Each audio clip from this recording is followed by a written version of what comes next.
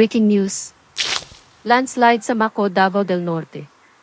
Ipagdasal nawa natin ang mga responders at ang mga pamilya na inililikas sa mga oras na ito.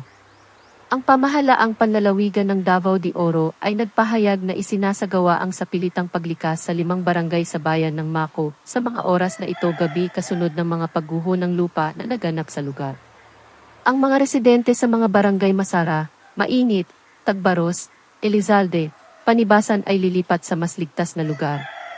Ang mga sentro ng paglikas na natukoy ng pamahalaan ay Upper Elizalde, Andili High School, Simbahan ng Panibasan sa Maco, Nuevo Iloco High School, at Elizalde Immaculate Conception Quasi Parish.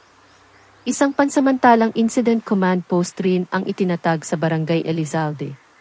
Inihayag din ng pamahalaan na ang Provincial Disaster Risk Reduction and Management Office Emergency Operations Center ay nagpadala ng kanilang Mountain Search and Rescue, MOSAR, team upang dagdagan ang Dermo Maco at iba pang mga koponan na naka-standby para sa iba pang pangangailangan.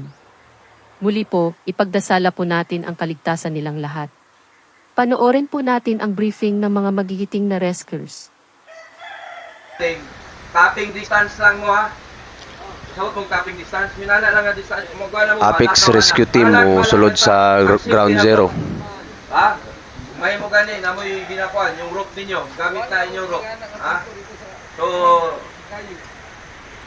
this is it na. Ha? Save lives. Ha? So, di na nato pwede ni panon. Nakakuha na ni panon. So, may God bless sa inyo ha. Ha? Sa inyo ang panaw. Sige, sige. So, from here, nag-release na o sila, 10. So, yung 10, all accounted mo, naot nyo, all accounted, yapo mo pagbalik. Ha? So, pila ang i-rescue dito? As instruction. Apex, sino yung nag-relay na may, ilang... 30 kung last dumog, sir. 30? 30 katao, sir. Oh, 30 katao. Sir, may guide sila, sir. So, guys, tail to tail tayo, ha? Tail, na magkuhan sa tail, na magpundo sa tunga para mag-guide tanan.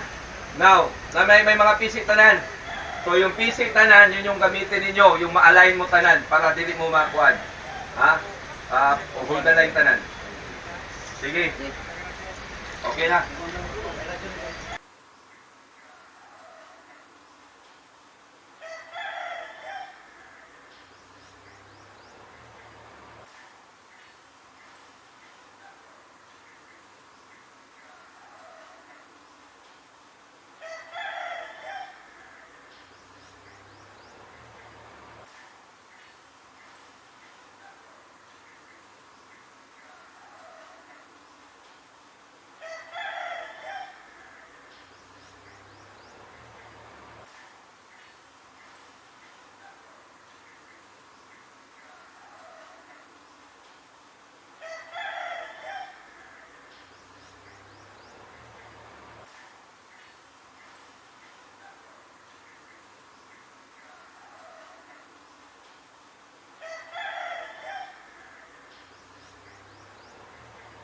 Muli po, ating ipagdasal ang kanilang kaligtasan.